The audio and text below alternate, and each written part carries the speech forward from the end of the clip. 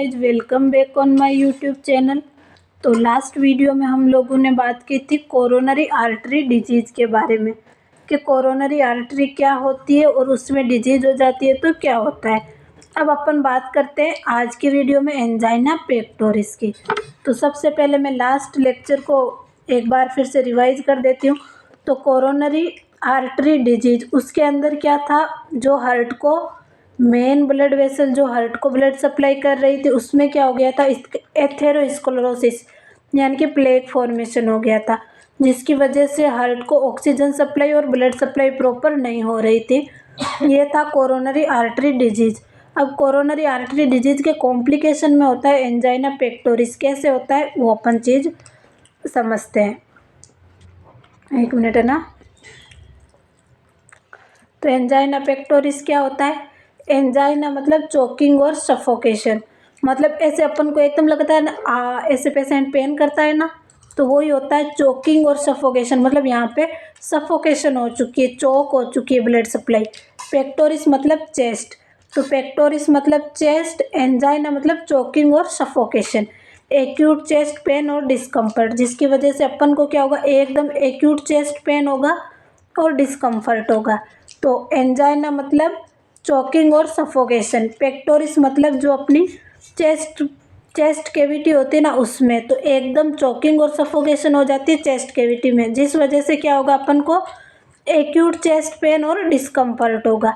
और ये होता क्यों है? क्योंकि ऑक्सीजन डिमांड तो ज़्यादा होती है लेकिन ऑक्सीजन सप्लाई कम होती है। ऑक्सीजन डिमांड तो ज़्यादा हो रही है हार्ट की मसल्स को, लेकिन ऑक्सीजन सप्लाई कम हो रही है। और ये ऑक्सीजन सप्लाई कम क्यों हो रही है? कोरोनरी आर्टरी डिजीज़ की वजह से। अब कोरोनरी आर्टरी डिजीज़ क्या है वो हमने लास्ट लेक्चर में डिस्कस किया था, फिर भी अपन वापस इसको रिवाइज करेंगे। तो क्या होता है कोरोनरी आर्टरी डिजीज़ में, जो आर्टरी है, जो हार्ट को मेन आर्टरी जो हार्ट को ब्लड सप्लाई करती है उसमें कहीं ना कहीं एथेरोस्क्लेरोसिस हो जाता है, जिसकी वजह से हार्ट को ऑक्सीजन सप्लाई नहीं हो पाती, वो होती है कोरोनरी आर्टरी डिजीज़। तो एंजाइना पेक्टोरिस में क्या हो रहा है, ऑक्सीजन डिमांड तो बढ़ रही है। आप देखो ऑक्सीजन डिमांड बढ़ रही है, ऑक्सीजन सप्लाई कम हो रही है, जिसकी वजह से जो चेस्ट कैविटी उसके अंदर क्या होगा, एक्यूट पेन और डिस्कम्फर्ट होता है। अब इसके टाइप्स के बारे में बात कर लेते हैं। तो नॉर्मल, तो इसका रीज़न क्या हुआ, जो आर्टरी है उसके अंदर क्या हो जाएगा, एथेरोस्क्लेरोसिस हो जाएगा। एथेरोस्क्लेरोसिस हो जाएगा तो वो नैरो हो जाएगी, जिसकी वजह से ऑक्सीजन और ब्लड सप्लाई जो है वो हार्ट को कम पहुंचेगी। तो नॉर्मल में तो क्या हो जाता है, जो कोरोनरी आर्टरी है वो नॉर्मल रहती है। स्टेबल एंजाइना में क्या होता है, जो कोरोनरी आर्टरी है उसके ऊपर क्या हो जाता है, एथेरोस्क्लेरोसिस। एथेरोस्क्लेरोसिस के प्लेग का फॉर्मेशन हो जाता है, जिसकी वजह से इससे ब्लड फ्लो कम होगा, ब्लड सप्लाई हार्ट को कम होगी, तो ऑक्सीजन सप्लाई भी कम होती है स्टेबल एंजाइना में। उसके बाद है अनस्टेबल एंजाइना। अनस्टेबल एंजाइना में क्या होगा, एथेरोस्क्लेरोसिस तो होगा ही होगा, उसके साथ में क्या हो जाएगा, ऊपर ब्लड के क्लॉट भी जमा हो जाएंगे। तो अनस्टेबल में क्या हो जाएगा, एथेरोस्क्लेरोसिस विथ ब्लड क्लॉट, वो हो जाता है अनस्टेबल में। वेरिएबल देखो नॉर्मल एंजाइना में जो अपनी कोरोनरी आर्टरी है वो नॉर्मल रही। स्टेबल एंजाइना में क्या हुआ, एथेरोस्क्लेरोसिस का फॉर्मेशन हो गया, जिसकी वजह से जो कोरोनरी आर्टरी है वो नैरो हो गई और ब्लड सप्लाई और ऑक्सीजन सप्लाई कम हो गई। अनस्टेबल में क्या हुआ, एथेरोस्क्लेरोसिस का तो फॉर्मेशन हुआ ही हुआ, उसके साथ में ब्लड क्लॉट का फॉर्मेशन हो गया। और वेरिएबल एंजाइना में क्या होगा, जो कोरोनरी आर्टरी है उसमें क्या हो जाएंगे, कहीं ना कहीं ऐसे पूरा ही स्पाज्म डेवलप हो जाएगा, वो हो जाता है वेरिएबल एंजाइना। एंजाइना का मतलब क्या हो जाता है, एकदम चोकिंग या सफोकेशन जो फील होता है उसको एंजाइना बोलते हैं। पेक्टोरिस मतलब जो चेस्ट कैविटी में फील होता है। तो ये इसके टाइप्स हो गए। उसके बाद में रिस्क फैक्टर।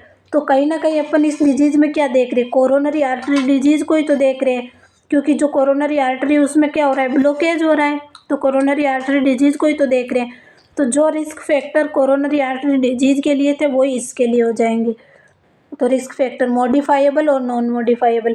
मॉडिफाइबल जिनको अपन मॉडिफाई कर सकते हैं, जैसे टोबैको यूज है तो अपन टोबैको का यूज़ नहीं करेंगे। टोबैको क्या करता है, निकोटीन रिलीज करता है, जो अपनी कोरोनरी आर्टरी है इसको, जो इसकी इलास्टिसिटी होती है ना, इसको ख़त्म करके इसको रिजिड बना देता है। तो टोबैको यूज़ को कम करेंगे। हाई ब्लड कोलेस्ट्रॉल लेवल, जो कोलेस्ट्रॉल है उसके लेवल को मेंटेन करेंगे, मतलब जो डाइट है उसमें कोलेस्ट्रॉल यानी कि फैट जो कम है वो डाइट लेंगे। ट्राइग्लिसराइड लेवल को मेंटेन करेंगे। लैक ऑफ एक्सरसाइज, अगर एक्सरसाइज की कमी है तो अपन एक्सरसाइज करेंगे। ओबेसिटी, स्ट्रेस, अगर ओबेसिटी ज़्यादा है उसकी वजह से कोरोनरी आर्टरी में कहीं ना कहीं ब्लॉकेज हो रहा है तो अपन एक्सरसाइज करना स्टार्ट करेंगे। स्ट्रेस की वजह से क्या होता है, हाइपरटेंशन, और हाइपरटेंशन की वजह से जो कोरोनरी आर्टरी है वो क्या हो जाती है, इलास्टिसिटी ख़त्म होकर वो रिजिड हो जाती है, तो अपन स्ट्रेस को मेंटेन करेंगे। उसके बाद में है non modifiable factor. Non modifiable factor में कौन कौन से आ जाते हैं, family history of heart disease, किसी की फैमिली को हार्ट डिजीज की जेनेटिक प्रॉब्लम है तो उसको तो अपन ख़त्म नहीं कर सकते, यानी कि मॉडिफाई नहीं कर सकते।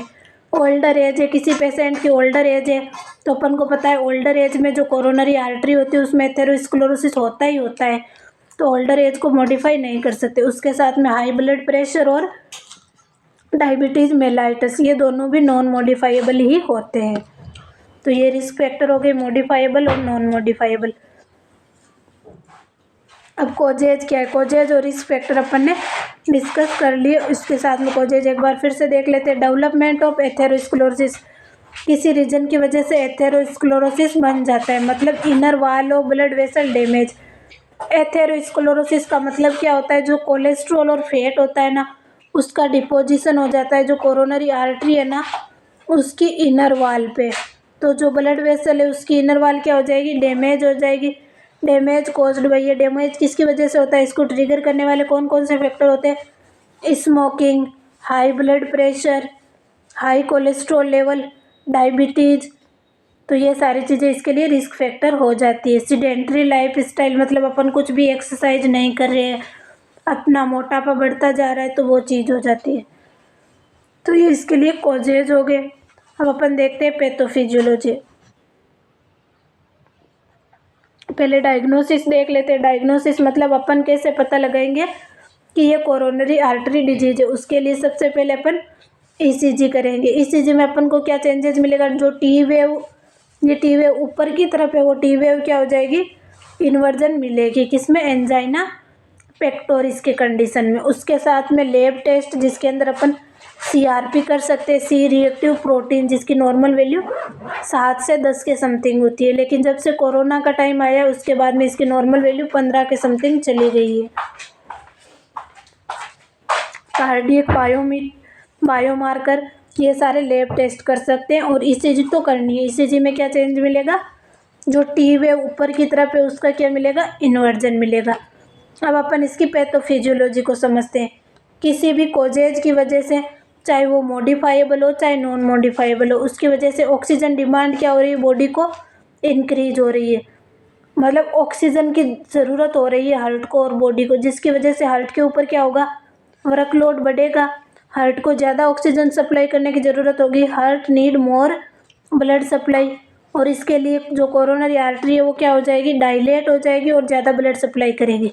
लेकिन बट अन्य फैक्टर, किसी भी फैक्टर की वजह से ब्लड सप्लाई डिफेक्टेड हो जाती है, मतलब क्या हुआ, जो कोरोनरी आर्टरी है ना उसके अंदर ब्लॉकेज हो जाएगा, तो कोरोनरी आर्टरी डायलेट हुई लेकिन उसके अंदर ब्लॉकेज हो गया, चाहे एथेरोस्क्लेरोसिस हो, एथेरोस्क्लेरोसिस प्लस क्लॉट का फॉर्मेशन हो, चाहे स्पाज्मोडिक हो, 3 चीज़ अपन ने पढ़ी थी, तो उसकी वजह से अब हार्ट को क्या होगा, ब्लड सप्लाई कम होगी, तो oxygen level in heart muscle decrease and develop condition of ischemia. Oxygen level, blood supply कम, जिसकी वजह से ऑक्सीजन सप्लाई कम और इस्कीमिया की कंडीशन डेवलप हो जाती है, जिसकी वजह से स्टार्ट एंजाइना पेक्टोरिस पेन। तो ऑक्सीजन सप्लाई हार्ट को कम हो रही, तो हार्ट की मसल को ऑक्सीजन सप्लाई कम हो रही, तो अपन को यहाँ पे क्या होगा, पेन फील होगा, वही क्या, एंजाइना पेक्टोरिस है, तो ये इसकी पैथोफिजियोलॉजी है। उसके साथ में सिम्टम, कॉम्प्लिकेशन, सिम्टम आप खुद समझो क्या होंगे, जो कोरोनरी आर्टरी डिजीज है उसके ही सिम्टम यहाँ पे होंगे, क्योंकि कोरोनरी आर्टरी डिजीज में क्या हो रहा था, एथेरोस्क्लेरोसिस, यहाँ पे भी क्या हो रहा है, एथेरोस्क्लेरोसिस, जिसकी वजह से हार्ट को ब्लड फ्लो कम हो रहा है, ब्लड फ्लो कम हो रहा है तो ऑक्सीजन सप्लाई कम हो रही है और पूरी बॉडी पर सिम्टम दिखाई देंगे। तो इसके सिम्टम अपन cardiovascular system, genito urinary system, respiratory system, सारे सिस्टम पर देख सकते हैं। जो CAD कोरोनरी आर्टरी डिजीज़ के थे वो ही इसमें आएंगे, और मैंने लास्ट वीडियो में कोरोनरी आर्टरी डिजीज़ के कंप्लीट सिम्टम बता रखे। कॉम्प्लिकेशन आप खुद समझो, हार्ट की जो मसल्स है उनको ऑक्सीजन सप्लाई कम हो रही है तो क्या क्या कॉम्प्लिकेशन होंगे। ऑक्सीजन सप्लाई कम हो रही है तो पेन होगा, एंजाइना पेक्टोरिस, ये सारी चीज़ें जो कोरोनरी आर्टरी डिजीज़ थी वो ही सेम यहाँ पे आएगी। बाकी जो उससे अलग था वो मैंने बता दिया, बाकी कोरोनरी आर्टरी डिजीज़ के अकॉर्डिंग ही यहाँ पे आएगा। इसी के साथ अपना एंजाइना पेक्टोरिस का ये टॉपिक कंप्लीट हुआ। नेक्स्ट वीडियो में अपन नेक्स्ट डिजीज़ को डिस्कस करेंगे। एंजाइना पेक्टोरिस, एंजाइना मतलब चोकिंग और सफोकेशन, पेक्टोरिस मतलब चेस्ट वॉल में। तो ऑक्सीजन डिमांड तो ज़्यादा होती है लेकिन सप्लाई कम होती है। सप्लाई क्यों कम होती है? क्योंकि जो हार्ट को ऑक्सीजन सप्लाई कर रही है कोरोनरी आर्टरी, उसके अंदर कहीं ना कहीं ब्लॉकेज और डिजीज हो गया उसकी वजह से। तो ये है एंजाइना पेक्टोरिस। Thank you.